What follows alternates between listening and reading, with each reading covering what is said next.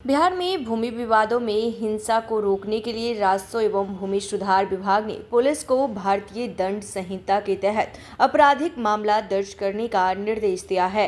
अपर मुख्य सचिव दीपक कुमार सिंह ने गृह विभाग को पत्र लिखकर थाना स्तर पर प्रभावी कार्रवाई के निर्देश देने को कहा है।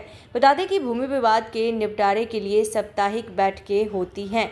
ऐसे में राजस्व एवं भूमि सुधार विभाग ने कहा है कि भूमि विवाद में हिंसा रोकने के लिए पुलिस भारतीय न्याय संहिता के तहत आपराधिक मामले दायर करें। विभाग के अपर मुख्य सचिव दीपक कुमार सिंह ने गुरुवार को गृह विभाग के प्रधान सचिव को पत्र लिखकर कहा है कि वो इस संबंध में थाना स्तर पर प्रभावकारी कार्रवाई का निर्देश दें। उन्होंने कहा कि भूमि विवाद के निपटारे के लिए इस समय भी अंचल स्तर पर साप्ताहिक बैठक होती है। उसमें थाना प्रभारी भी होते हैं, लेकिन जमीन से जुड़े आपराधिक मामलों में कार्रवाई नहीं होती। सिंह ने कहा कि जमीन विवाद के दो पहलू हैं। राजस्व से जुड़े पहलू पर अंचल स्तर पर कार्रवाई होती है, मगर आपराधिक मामलों में कारगर कार्रवाई नहीं होने के कारण विवाद का निदान नहीं हो पाता है। अपर मुख्य सचिव ने कहा कि अन्य आपराधिक मामलों की तरह जमीन विवाद से जुड़े मामलों में कार्रवाई के लिए भारतीय न्याय संहिता 2023 में प्रावधान किए गए हैं। ऐसे में आपको बता दें कि संहिता की धारा 329 में आपराधिक अत्याचार एवं गृह अत्याचार को परिभाषित किया गया है। इस धारा के तहत कोई व्यक्ति बिना अनुमति के किसी अन्य व्यक्ति की संपत्ति में प्रवेश करता है, वहां रहता है और ऐसा करने के पीछे उसका उद्देश्य मालिक को धमकाना, अपमानित करना या अन्य अपराध करना होता है, तो इस धारा के तहत प्राथमिकी दर्ज की जा सकती है। यह धारा उस हालात में भी लागू है जब कोई व्यक्ति कानूनी रूप से किसी संपत्ति में प्रवेश करता है और बाद में अवैध रूप से उसमें रहने लगता है।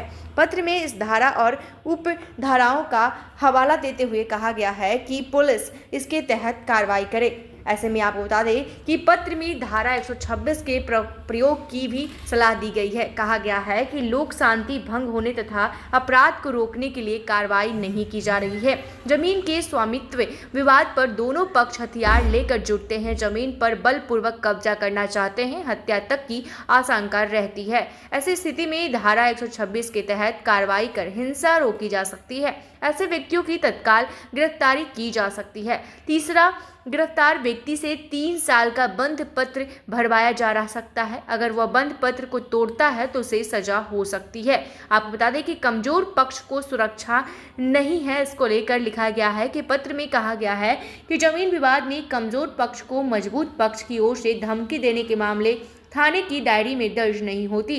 कमजोर पक्ष को सुरक्षा भी नहीं दी जाती। जमीन विवाद के अधिकांश मामलों में यह पाया जाता है कि बलशाली लोग कमजोर की जमीन पर बलपूर्वक कब्जा कर लेते हैं। इन मामलों में कमजोर लोगों की उपेक्षा की जाती है। कमजोर तबके से पुलिस यह अपेक्षा करती है कि वो सक्षम न्यायालय से अपना स्वामित्व सिद्ध कराए। इन मामलों में अपेक्षित यह है कि थाने में वाद दर्ज कर तथ्य का अनुसंधान किया जाए और दोषी पक्ष पर कार्रवाई किया जाए।